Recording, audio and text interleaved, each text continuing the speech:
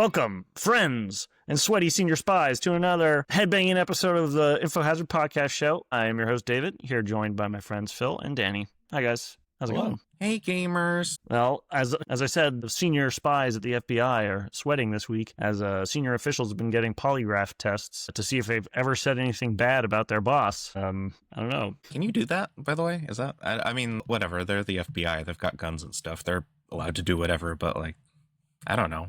Are you allowed to? If you're, like, Kroger or whatever, can you do that to your employees? Yeah. Probably depends on the state, right? Yeah. In Texas, you're required to, I bet.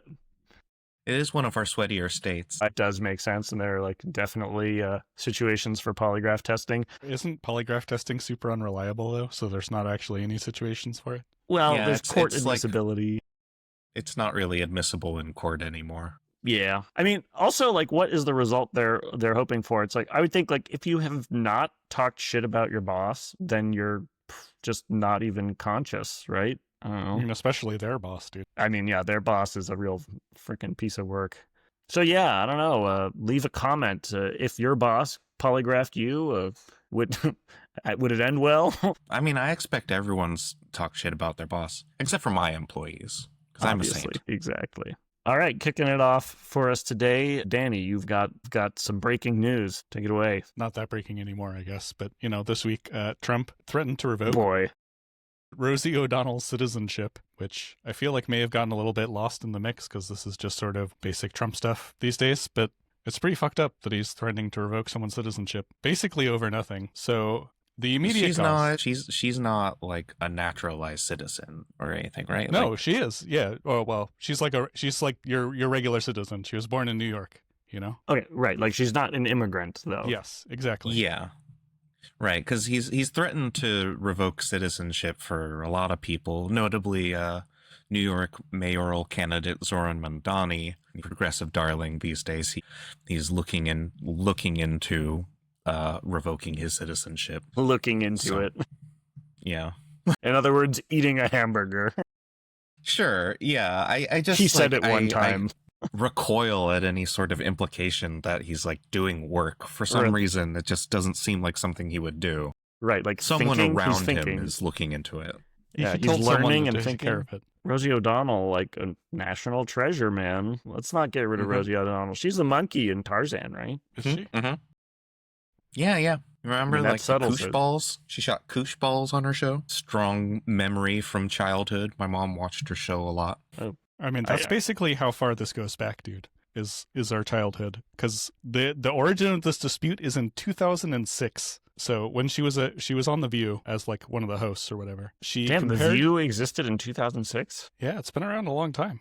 Okay. Yeah, I just saw, so there was a male, like an all-dude ripoff of The View, and first failed. I mean, it's not around. You're not talking about Info Hazard, right? Because that's our secret. Now I'm sweaty. Yeah. Now, I told you not to read from our pitch documents anymore. Its first episode was September 10th, 2001. So that was the last straw. Al-Qaeda said, no more. And we've been suffering ever since.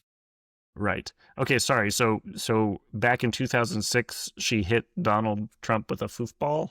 Is that what it's called, a foofball, Phil? Koosh ball. Actually, he wasn't even on the show. She criticized him because he was running Miss America back then, and he said he wasn't going to strip Miss America of her title after it came out that she got drunk and did recreational drugs. And so she compared him to the snake oil salesman from Little House on the Prairie, and further accused Trump of cheating on his ex-wives and previously going bankrupt, both of which he denies. Wow. The things we were mad at him back then. What a time. What a time to be alive.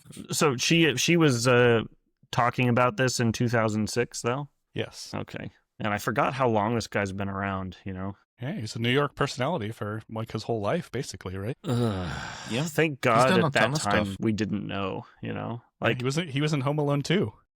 He's an actor. He's a reality star. He's a professional wrestler. You know, he made a cameo appearance in some WWE matches. Yep. He's got many talents. Thinking is not one of them. Got his ass. Sorry, so... Fucking got his ass, dude. Burn.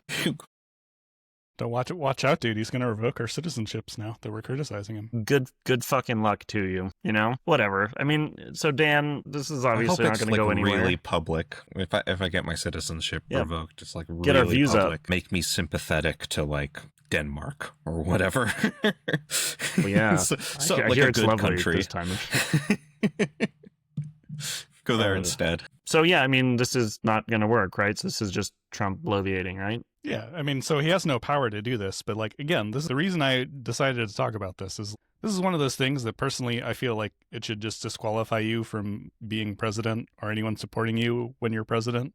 You're threatening to revoke someone's citizenship over a grudge. Like, that's crazy territory. And this isn't like some fake liberal media thing, right? This is something he tweeted himself, or he truthed it, or whatever. And like it's like barely, it's not even a coherent tweet, dude. Listen to this quote: "Rosie O'Donnell is not in the best interests of our great country." First of all, like what the fuck does that mean? She's not in our best interests. She's not in our best interests. He took a couple of passes at formulating an argument and then just said, "Fuck it. She's against America or whatever. Anyways, let's kick her out." Yeah, he said. So then he goes on to say, "I'm giving serious consideration to taking away her citizenship. She is a threat to humanity and should remain in the wonderful country of Ireland if they want her. God bless America." Well, she's a threat to humanity, dude. Is O'Donnell Rosie O'Donnell? She also has Irish citizenship. First apparently. the potato famine, now this. Just hit after hit. I mean, so do you think like, okay, you say this should be disqualifying. Here, let me put myself in the position of a...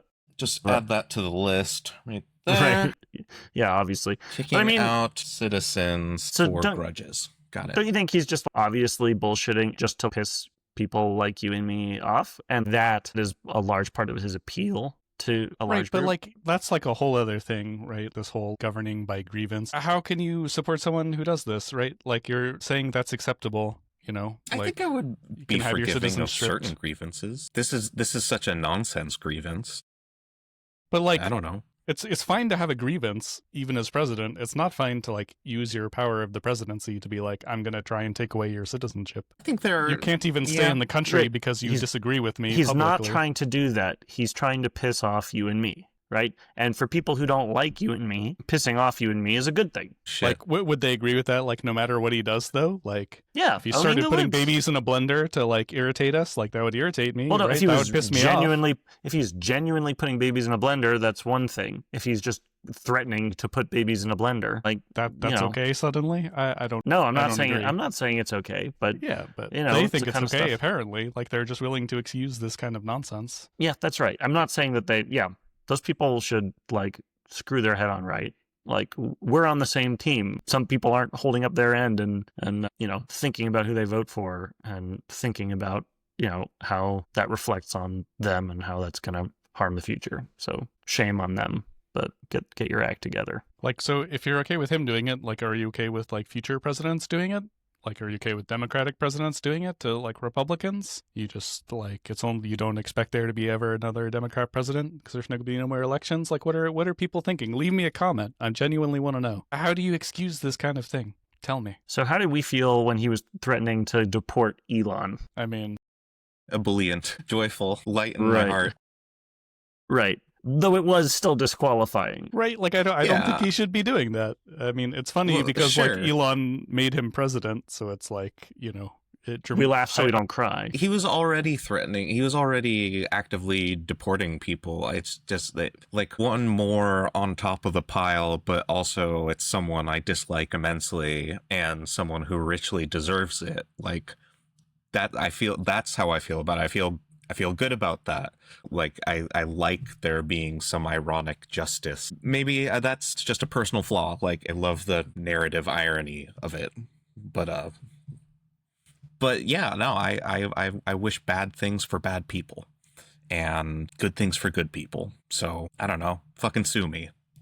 Like, I'm trying and failing to hold myself to some sort of like moral center here, but like this is my weakness.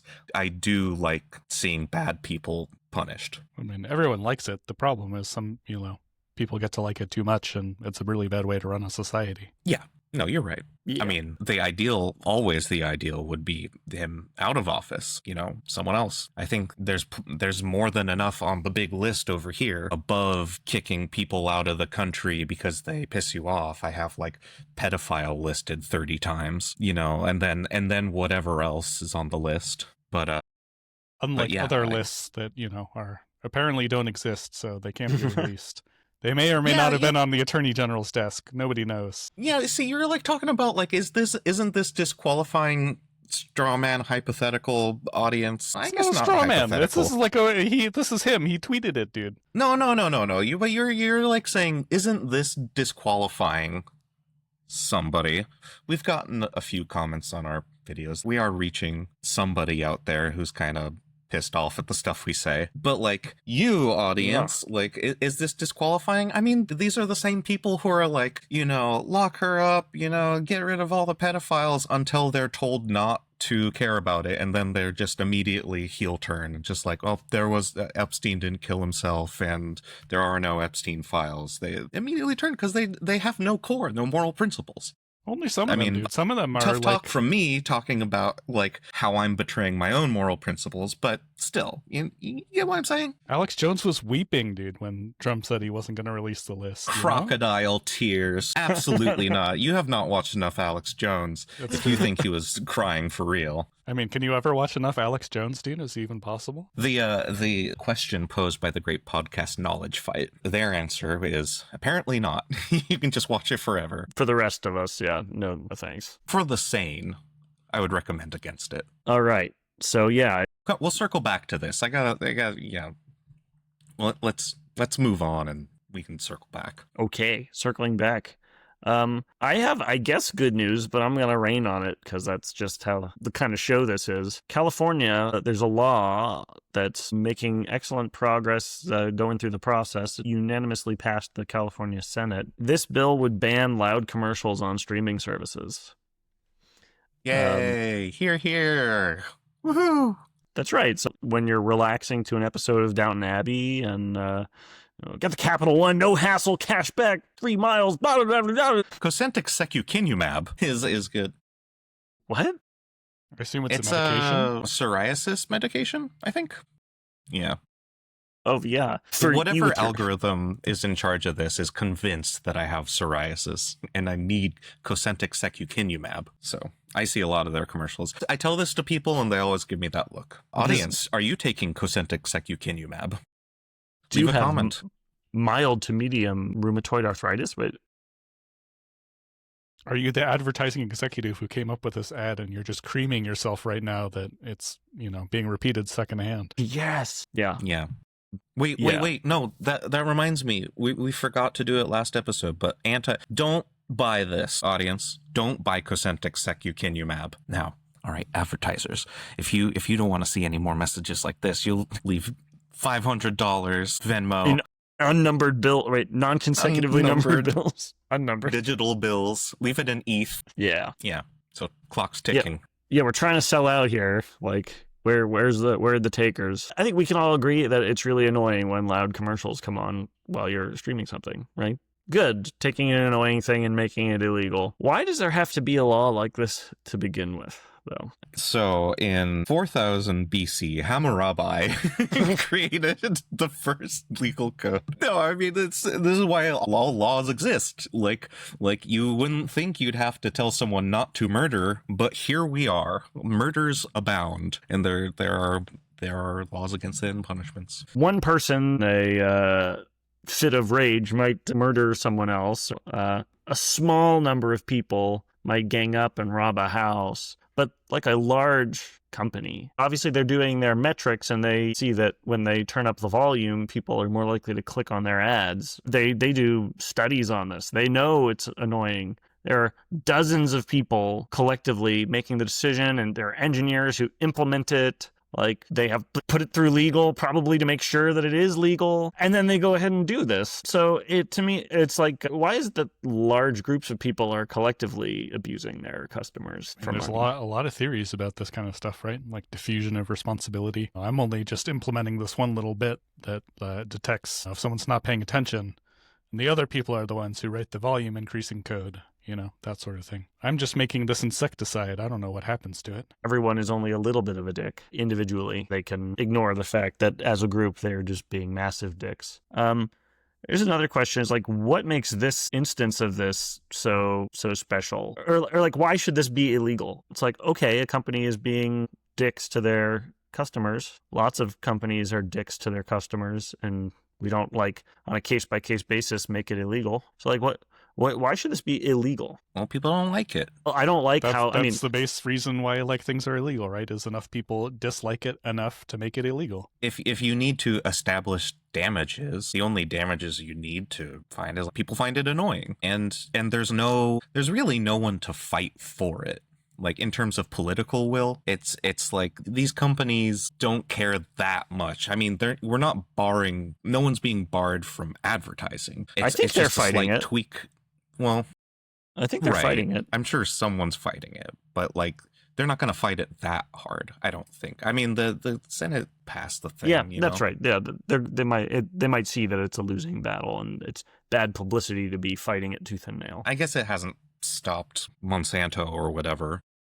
Right, or like any healthcare company, right? So I guess what I'd say is like, I don't know. I thought like us permitting people to be dicks and annoying is like that. Like that's kind of like a big part of what the whole freedom thing is, right? It's like people are annoying dicks all the time, and it's not illegal. Like people are annoying dicks in ways that are way more distressing than loud commercials, but it's not illegal. Like people can just shout at you on the street, and that's not illegal.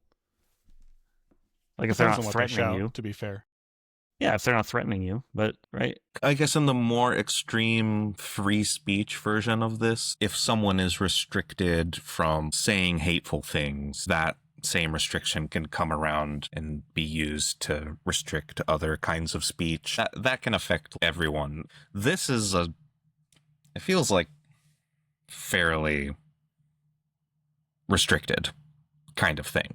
Right, it's a narrow law, right? Yeah, and it's not. I could be wrong here, but it feels like it's not going to have the knock-on effects. No one's worried about their freedoms being attacked here, except for the advertisers, and no one likes them anyways. Legislators come up with like a fairly specific and unpopular type of behavior from companies and just say that it's illegal with no like larger governing principle like behind it. Seems kind of like arbitrary, and like the only reason why this I don't know.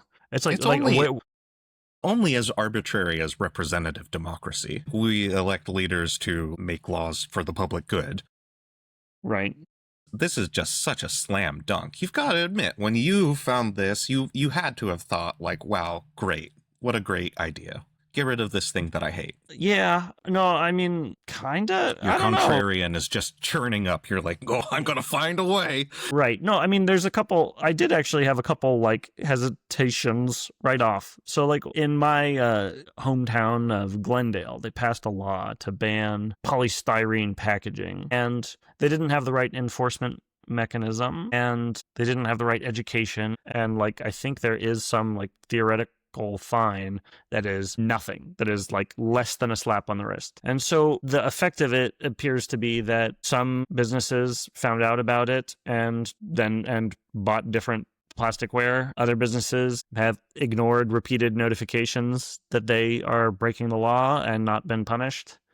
And like basically it's like companies that try really hard to do the right thing and follow the law are the only ones who are hurt by, or who are like negatively affected by these laws because they have to do more work. Yeah, I know. Hurt is like who have any kind of inconvenience. And like, yeah, I mean, like, I think that all these companies, they shouldn't be using polystyrene packages, but the adding one more law to the books that is really, really specific, like, at least in this case, doesn't seem to be working. And so I'm a little bit against it, as especially when you can't like really articulate like what's the principle behind it. Anyway, like in this case. Like, I mean, what you're describing is not a failure of the law, it's a failure of policy. Okay, so like in the 60s, Sweden changed the side of the road you would drive on. God, I bet that was a shit show. Well, there's some pretty famous pictures from that day. It actually, went incredibly smoothly. And the reason it went incredibly smoothly is because they had constant public education resources and announcements, and there were like big sort of events like, at this time we're going to shut down the roads for a little bit, we're going to send out crews, we're going to flip the road signs, and then at a certain time, like, people just move their car to the other side, and then that was it. It was a successful policy, not just a law, but a policy, because people understood the reason for the change. They knew about it ahead of time. And there was trust, from the communication and between the public and the government, that this was going to be like a good change, that it was going to be easy to pull off. And then it happened. That is a successful policy. Like what? So you're talking about the implementation as opposed to the law itself. Yeah, the interaction like a successful between execution, the law and the execution. Like that's public policy. This polystyrene ban was a failure of policy. The law got passed. There wasn't enough notification to the proper people, like the restaurants and whatever. There was some expense involved in it, and they didn't have the outreach or law enforcement on their side, so it failed. Yeah, that's right. And so, I mean, I guess in this case, like probably in the case of the YouTube or whatever, the streaming commercial volume, they probably have the enforcement to make it work. Notifying is easy, and also everyone is consuming this stuff all the time, including the lawmakers themselves. So if they see it repeatedly flaunted, then they can make it happen. One thing that strikes me about the changing the direction of cars is there's a huge network effect here, right? Like if you're driving on the wrong side of the road, there's instant penalty. Yeah. Whereas if half the restaurants in your downtown switch to different silverware, but you don't, like, that doesn't hurt you at all. So yeah, I agree. Effects, I'd say, like people will walk in and be like, "Oh, I thought this was banned," or maybe get mad at you. Sure, yeah, if it's very widely politicized. A head-on collision, you're right. Right. Yeah, it just doesn't have that same kick. Yeah, there's such a zest to it. Oh my gosh, are these polystyrene? That was like, and it was in the 60s too, so like people were like, on seatbelts. It just really frustrated me that companies and that people, they diffuse their responsibility, like think they can get away with this shit. And I feel like there has to be a more broad, rule, whatever, law or policy that could make it so when companies are thinking about doing this, everyone is like, no, this is abusing our customers. Like, you're not allowed to just abuse your customers. This should just sort of like obviously be like either illegal or like not in accordance with our culture. So anyway, yeah, I'm totally agree. But like what you're asking for is like an organized and militant public, which I think is something that is a good thing, but for other reasons. There's a lot of benefits you get from like having organized people power, Yeah, I mean that's one thing. I don't think I'm talking about being organized though. Like, anyway, this is all very there are corporations that like are supposed to consider the public good as much as profitability when they like a B Corp. Yeah. Or like there's some places in Europe, I think, where they're supposed to think about it also. What's a B Corp? A benefit corp. So there's like a C Corp. Most like public companies are C Corp. A B Corp is a benefit corporation that, like Danny is saying, shareholders of a public C Corp can sue if the executives don't maximize shareholder value. The shareholders of a B Corp can sue if for that reason, and if they don't, ensure public benefit according to their mission. So like if Netflix was a B Corp and they had too loud of ads, then their own shareholders could sue them and be like, you're destroying the eardrums of the public. And I think Etsy is a B Corp. I think there are a small number of public B Corps. Audience, I hope I'm not the only one learning about a B Corp for the first time. But, if you want to call me a damned fool for not knowing about that, let me know in the comments. Teach us about A Corps. I mean, like we got B and C, there's got to be an A Corp, right? There are also S Corps. Anyways. That's the top tier. You've got the B, A. All right, boys. The next corporation tier list. Corporation charter tier list. Anyway, the guys over at InfoHazard Research, I was talking to them about this. They told me that we should be on the lookout for some proposals, some bold proposals of laws and what do you call it, policies that could make it so you wouldn't need such specific and arbitrary laws to prevent companies from abusing their customers in this way. Only B Corps are allowed from now on, dude. We should send that one their way. Speaking of advertisers, Warby Parker is a B Corp. That's like a podcast advertiser at large. Ben and Jerry's. I think IKEA is a nonprofit. What? I think that it's a nonprofit and they have a for-profit subsidiary. And I think that the mission of the nonprofit is like the proliferation or the increasing access to design or like interior design. To design, like the concept of design. No, it's whatever. I don't know, like whatever. You know what I mean, if right? only there was some way we could look this up. Alas, we can no. only speculate wildly and without basis. It's not, the basis is my memory of hearsay. All right, fair enough. I thought they were mainly out there to promote the distribution and consumption of meatballs. I feel like they've changed it. Sustainable livelihoods? What? A better everyday life for the many people. That's a noble goal. Just a generalized improvement to the human condition. How would you measure that exactly? I mean, that's like what every corporation says they want, dude. But yeah, how many of them live up to that? Right, we're going to democratize giving us money. They should do it like Bhutan. They should have a general happiness index and measure their success on that. I was looking into this shit I learned about like 4 different happiness indices and decided they all suck. You were unhappy with them? Exactly. We should just do it. We should just do it like they measure zoo animal happiness, dude. You just randomly sample the blood for stress hormone levels and, no stress hormones, then that means you're happy. Do it by surprise, too. I think you do see a lot more stress hormones. People jumping out of bushes and sticking you for blood samples. Studies determine that people who don't like needles are the most stressed out people. Man. Absolutely. All right. Phil, what do you have for us today? Oh boy. Okay, so something we do a lot on this program is criticize right-wingers. The right in general, Trump, pretty much our favorite punching bag. It's an easy target, and we're hacks and frauds. So that's kind of our whole shtick. But every once in a while, when I'm kind of looking for my next easy target to pick on, I'll come across a compatriot, a comrade of the right winger I'm looking to lampoon in my signature style, and they'll have some harsh words for them. And have you guys experienced this when like you're listening to critiques of right wingers from other right wingers? It can be like a little weird. They pick up on something a little different than you or I would. No, I don't know. I try not to listen to them too much. Mr. checks Fox News just to see what the other side is saying.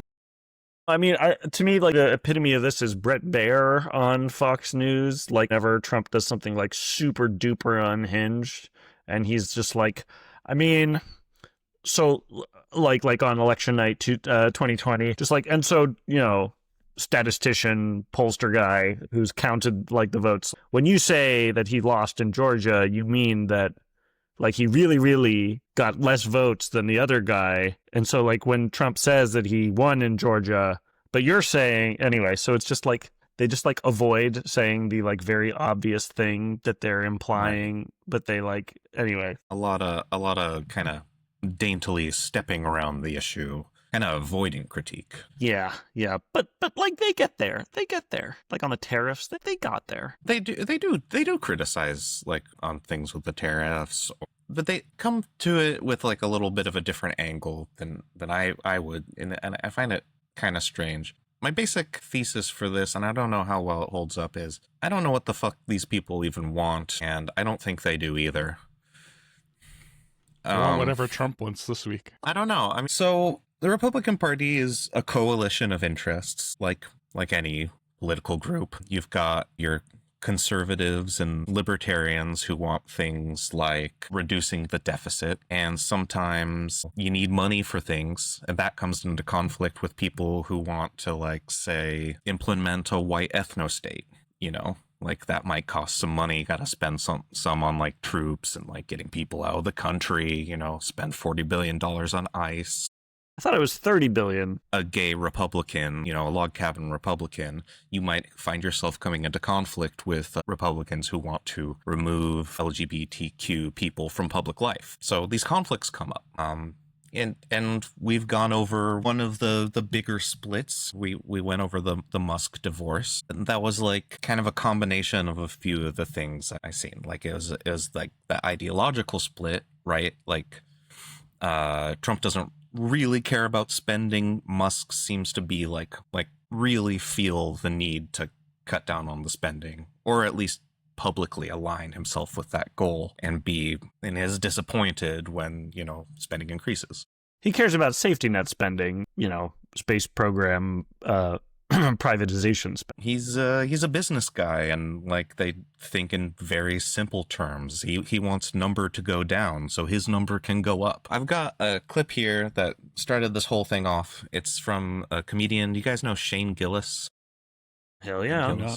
Yes, I do. All right. Yeah, so he's kind of like a sort of conservative, not really. He's kind of on the cusp when it comes to this thing, but I think of him as sort of a conservative comedian. And which one of you can bring up the clip? Here, let me try. He also has great hamstrings. It's really showing him off there. That's for sure. If we did this pose, would it be pandering, dude? It seems a little, I don't know. Like if a girl was sitting like this, people would be like, why is she sitting like this? She's just, selling her sexuality. He's doing like the classic one leg across, like masculine. Yeah, but look at the exact center of the picture, dude. Shane's a big time sex symbol. It's absolutely intentional. And yeah, he knows the chicks want him. Okay.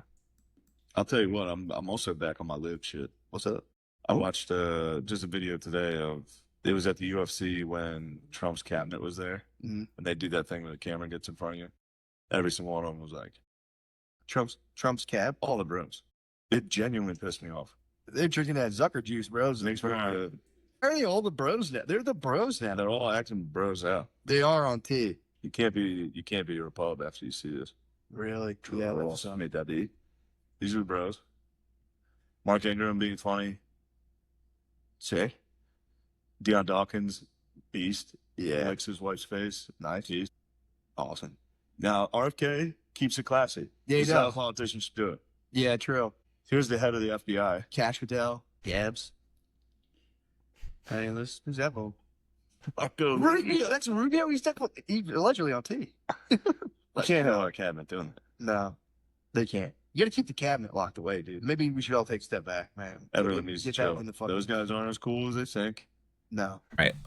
What was disqualifying about that? What is he even criticizing? That they think they're cool, but they're not cool. He's making fun of them for being unprofessional. But like, he's like you're a cabinet member, like with RFK. Even if you're like at a public event, you don't go. Rawr! Okay, that's right? what I thought it was. So it's the decorum thing.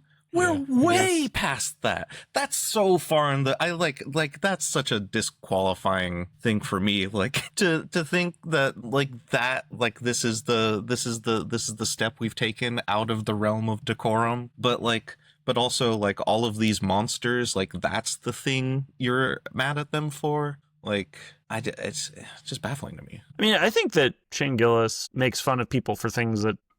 I mean, he makes fun of Trump a lot, and he makes fun of Republicans a lot, and Democrats a lot. And you think he's Republican, but I think he's just like trying to be kind of everyman.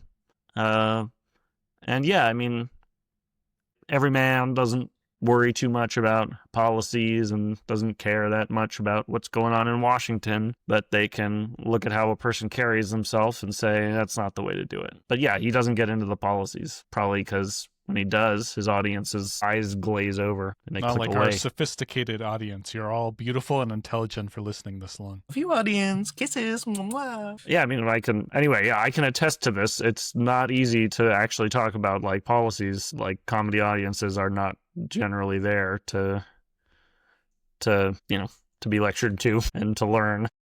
Doesn't stop you from trying. No, it does not. I take that in good faith. I have an alternative explanation. Got this study It's titled Gut Check, Reappraisal of Disgust Helps Explain Liberal Conservative Differences in Issues of Purity. So basically, the thesis of this study is that when it comes to political decision-making, conservatives tend to take the physical reaction of disgust as a stronger indicator of like whether or not to support a political side. So disgust plays an important role in conservatives' moral and political judgments, helping to explain why conservatives and liberals differ on their attitudes on issues related to purity. We hypothesize that disgust has less influence on the political and moral judgments of liberals because they tend to regulate disgust reactions through emotional reappraisal more than conservatives. Basically, conservatives, according to the study, see something, go, ew, and they put themselves against it. Liberals are more likely to see something, go, and then kind of think about it and be like, I don't know. It's like, maybe I'm not seeing the whole picture here. They reappraise. They say, ew, well, maybe I'm not right to say ew. Yep, well, I've heard something like this before. Kind of makes sense. Gay marriage is like an example, I think, where, yeah, I mean, like, if to be honest, I think like gay sex kind of grosses me out, like the thought of it. But yeah, I don't think about it that much. That's not like a focus of my thoughts on issues of gay rights. Like it's like that thought has occurred to me before, but then you move on. Whereas I think a lot of people get caught up on that. The way I see it is some people take their emotional reaction and they consider it against their logic and their morals.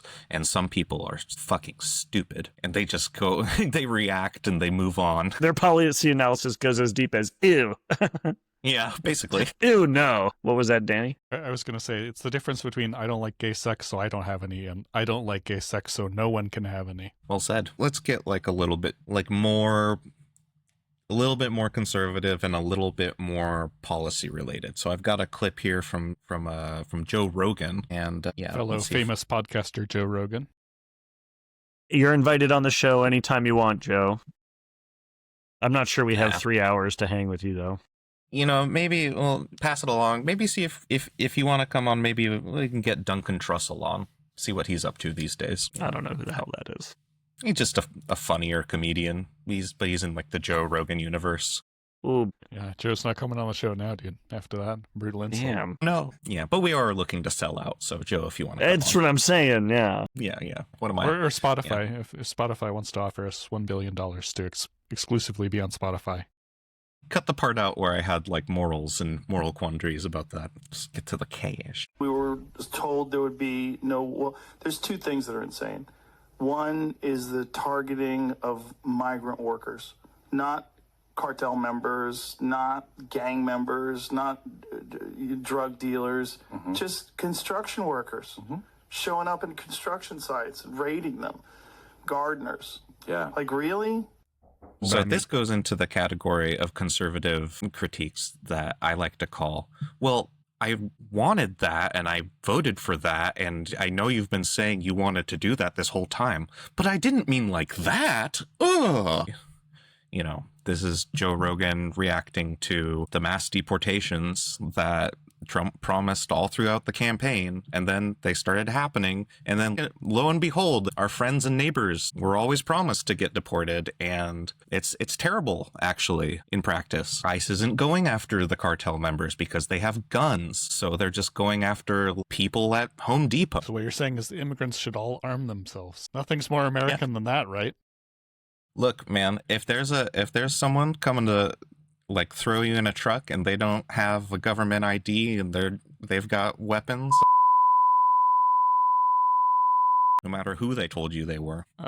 Yeah, that makes sense. Okay, but so what's your criticism? I mean, the criticism of Joe Rogan is, this was obvious. If you could think at all about the logical consequences of things, and if you're paying any attention to what Trump has said, then it was obvious that this was the intention. And there's, the only excuse for not having pieced it together is you have very poor reasoning or you have very poor listening. And I'm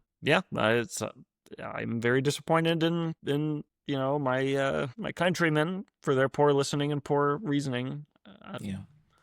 My coworker, Joe Rogan.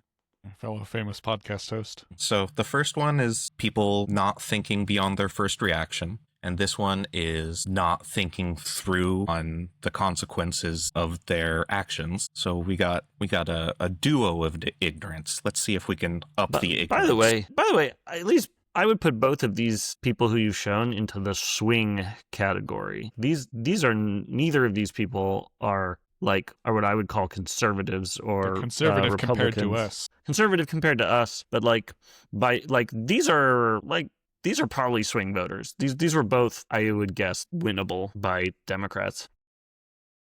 Shane, yes. Joe is like a lifelong libertarian. The Libertarian Party has been completely co-opted by the right. So, yeah, he's a swing voter, I guess you could say, but libertarians go Republican 100% of them. I mean, I don't know. Based off this, it's if you care about liberty, then you probably would be opposed to rounding up millions of gardeners and construction workers. Part one, and part two, if you're a libertarian, you're probably against larger deficits. Anyone who listened at all to what Trump was promising and thought at all about what were the consequences of that could tell you that something like the big beautiful bill was going to come and just increase deficits, that the man didn't care at all about deficits. So if you're a libertarian and those are your two values, then I think a strong argument could have been made to vote against Trump.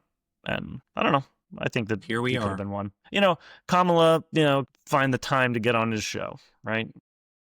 Yeah, I find political malpractice. I don't. It blows my mind. Or the fact, I mean, we invited her on, right, even though we didn't exist. Kamala campaign mistakes would be a great tier list, actually. Ooh, yeah, right. yeah. Saying she would do nothing different than Biden or whatever. You can't think of one single mistake, even. Ugh. Speaking of intellectual dishonesty, I find it much easier to discuss things when I sort of ignore the fact that the Democratic the candidate was Kamala Harris. I'd like to imagine some Bernie type in the role, but that's not what we had. I can do as a prosecutor from California. As you've noticed, David, I'm working my way up the chain in terms of conservatives. I started at basically not even a conservative, total cusper, then to Joe Rogan, who has been perceived as not a Republican, but is, committed right wing, even though there's some disagreement over that. Okay. No clip for this one, but we're going up the conservative chain. Okay. We've got George Bush. So, all right. Which give us your George Bush impression, dude. I bet you haven't had to dust that one off. This is Bush Senior. No, Bush Senior's dead, dude. Junior. That's W. One. You know what? I'm gonna do it like any historical figure in any American historical movie. Hello, I'm George Bush. I am. I'm off to see the Mongol hordes. Okay, so this is George Bush. George W. Bush. Well, it's old, which means British. So this is a statement from George Bush on regarding President Trump. After a heated meeting between U.S. President Donald Trump and his Ukrainian counterpart, Volodymyr Zelensky, former President George W. Bush has hit out at Trump for the way he is handling the Ukraine crisis and the ongoing war with Russia. The George W. Bush Presidential Center, which carries out a number of projects on behalf of the former Republican president, said that Ukraine should be at the top of his priority list of an America First agenda and that dictators oppose American interest. So this is the third category of this is the ideological one. This is like a difference between neocons and the current conservative, and this is like, why can't you just continue this project I was working on? Like George Bush wants an interventionist, world policey military and wants a stronger stance with Ukraine, and Trump isn't like continuing his old policies. Okay, sorry, are you criticizing this? Or what? I guess what you're saying is like, you wouldn't criticize. So, okay, when you saw the meeting in the Oval Office between Trump and Zelensky, you're thinking, wow, what a bunch of assholes. Like, why are we doing like stupid asshole diplomacy? It's sad. Right. But George Bush looks at it a little differently.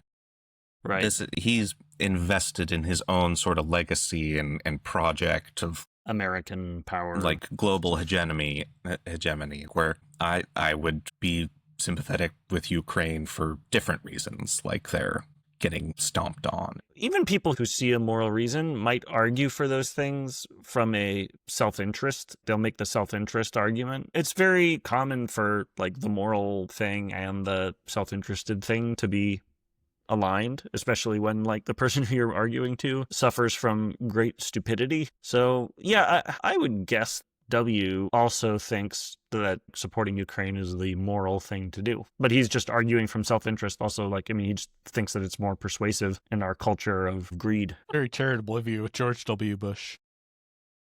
He's more invested in NATO than Trump is. I think that's his basic standpoint. He wants to support the growth of NATO and the strength of America abroad, and thinks that like supporting these powers, like he was, you know, like he's gonna, his whole thing was like he was gonna fight the terrorists before they come home. You know, he's like, go fight like every possible enemy of America all over the world all the time. I think that's kind of like where he's got his mind. I mean, in the early days of the Russia-Ukraine war, like clearly the closest comparison was the U.S. invading Iraq. Like it was harder for me to think of it. Like when I was trying to like, you know, how angry should I be about this? That was what I was comparing it to, at least in the early days. I was personally very mad at James K. Polk. America fighting Mexico. Look, I mean, American presidents are generally pretty pro-American power, right? I mean, Joe Biden would kind probably of job, like that. Almost. That's it. That exactly. It's like even if you have like a very kumbaya global points of view, it is the job to be pro-American power, and like yeah. So like yeah, that quote could have come from Joe Biden, or like I mean, if Joe Biden could speak. Well, yeah, no, I It mean, could probably like, come. It could come from his auto pen. Biden spent his presidency basically reflecting the neocon political line, you know, essentially indistinguishable. I mean, Republicans and Democrats have been pretty unified in their foreign policy, except, you know, when there's like Trump. A huge blunder, or like Iraq, like once it was clear that it was a quagmire. Both are pretty well aligned. Both of them like to win the conflicts. They've had a spotty track record. Like, I would agree with that. Like, in most conflicts that America is involved in, I would have a preference that we win. If we're going to be there, like, I guess we should win. That's another tier list. Most sympathetic U.S. foreign interventions. I'd be interested to see like which ones you would rank as we probably should have lost that one, actually. It was better on the whole to sacrifice some American lives for that one. What's the quaggiest mire? Yeah, but I mean, Ukraine is a pretty, I don't know, I feel pretty reasonable about America's, like, at least our side in Ukraine. Like, I prefer the government of Ukraine over the government of Russia. I like countries that don't invade other countries. Yeah, that's pretty ironclad. Very out of fashion to just invade a country and take their stuff now. Yeah. Make that uncool again. But am I getting your point though, right? That basically, okay, he's making the argument about American power, not about right and wrong. Yeah, it really does bug me how stupid and just like the whole approach is just to just be an ignorant asshole. Like that. Just in all cases, that's how they operate. This has been good, I think. Like, at least for my sanity, bringing all this together, because you've really like found the through line through all of this. It's that they're dumb. And they're not just dumb; they are very dumb, but they're also assholes. They're also assholes. They're bullies. They're dumb bullies. Yeah. Okay. Yeah. Forrest Gump was dumb, but he was really nice. You know. I'm gonna go ahead and make this next one the last one. Recently, Jeffrey Epstein has been a topic of discussion among the Trump faithful and non-faithful alike. With Trump. I did it. You did it? I'm sorry. I did it. Did what? I did it. You made it popular? You got him. Got his ass. You're in there for that minute of missing footage. Mm-hmm. He stole my bagel once. The minute man. That's just a vicious stereotype. Epstein stole my bagel. This does seem like some breaking news that's worth covering. Conservatives are talking about it because I think Elon Musk probably kicked off the most recent bit of debate. Like, people been kind of clamoring for the release of the Epstein files since Trump's inauguration, but Musk made that big accusation that Trump is in the Epstein files. That's why he won't release them. He really kicked the hornet's nest. And, you know, we've got like Trump truthing, like, just stop talking about Jeffrey Epstein. This is like, Yeah. Dude, oh my god. He He's truthed that's that. crazy you stop, tweets. stop it. That was like a great national service by Elon. I don't know, man. I definitely have mixed feelings about Elon. Nazi, Critical sure. support Anyway. to Elon Musk. The fourth and final category of conservative critique, which is my opinion on this matter is completely dependent on how much my personal stock is associated with this side of the argument. On one side of the argument, you've got people who are completely, like, their whole shtick in the conservative environment is conspiracy land. You got your Alex Jones, your Dan Bongino's, kind Associate of. director of the FBI now, dude. Yeah. I do have one more clip if you can pull it up. Okay. I wish, as always, I wish the ads would go away. Thing, this tape show. I'm going to back it up. Fuming. The whole thing that this tape shows he didn't kill himself is like a joke. But worse than that, it's a joke that we all get. Like, they're not fooling anybody. So I feel like we're at a dangerous point now. So now, by coming in and being part of the cover-up, the Trump administration has become part of it. I mean, it's just, you cannot see it any other way. So I just got to the office. So I'm going to go throw up, actually. And this only happens every few years when something really, really bad happens or something. I mean, I'm physically going to puke probably right now. My mouth is watering right now. Do it on camera. Because I have I'm really crying. and you know, I just really need the Trump administration to succeed and to save this country, and they're doing so much good. And then for them to do something like this tears my guts out. Do you see what you've done? Okay. So, in that totally real example of crying, like Tucker Carlson and I think I'm going to throw up. I'm just going to save the country. I mean, this is the guy who said he forgot the names of his children because he ate spicy chili. So you don't know what's going on with him biochemically. It could be anything. Tucker Carlson and Alex Jones, they are more conspiracy than ideology, basically. Like, their alliance to Trump only matters up until the point where they, like, lose their conspiracy land credibility. Because that's like where their real meal ticket is. That's the content of their shows, you know? So for them, they're free to basically be like, oh my God, I can't believe Trump did this, you know? When the meter tips over into, like, actually people in my audience are more mad about this than they like Trump. So they follow that incentive. I mean, yeah, I mean, other than the part about how, like, I really thought that this administration was going to save this country. Other than that part, I think I mostly agree with what they're saying. Also, not knowing anything about I'm not sure what all information has been released on the Epstein thing, but, like, I could believe that there's not actually much, like, that it's just some boring police report sort of thing. Like, it appears that he hung himself because he was, you know, notorious and gonna be sent to prison for the rest of his life. Yeah. I could also believe if I was confident that there was something very, very, very suspicious about it. At least in agreement that, like, they did just say, yeah, we have the stuff on the desk, we're going to release it. And then they're like, there's nothing. That shit requires, like, some, like, real explanation. Like, at least you have to acknowledge that, oh, yeah, she said that there was a thing. She was wrong and she's fired. I guess, in other words, what I'm saying is I think I agree with the conspiracy guys here. Like, I would be fucking pissed. Yeah. I mean, And Sure. for exactly that reason, for exactly the same reason, right? Like, what the fuck? You're hiding this, like, shit that, like, that we voted for you to dig this shit up. You blatantly lied to us. You're part of the cover up. at least, like, make it a subtle lie. Don't just be like, there's a list, there's no list. I do want to show the last clip because it is just the perfect example of just, like, watching the meter go from, like, it benefits me to it doesn't benefit me. So Dan Bongino, former podcaster, current head of the FBI, making Associate two separate director. statements. Associate director of the FBI, making two separate statements regarding the the existence of the Epstein files. This isn't about Epstein or 9/11 or JFK or RFK. It is, but it isn't. It's about a bigger thing. If you're lying about that, you're lying about everything. Who's on the Epstein tapes, folks? Who's on those tapes? Who's in those black books? Why have they been hiding it?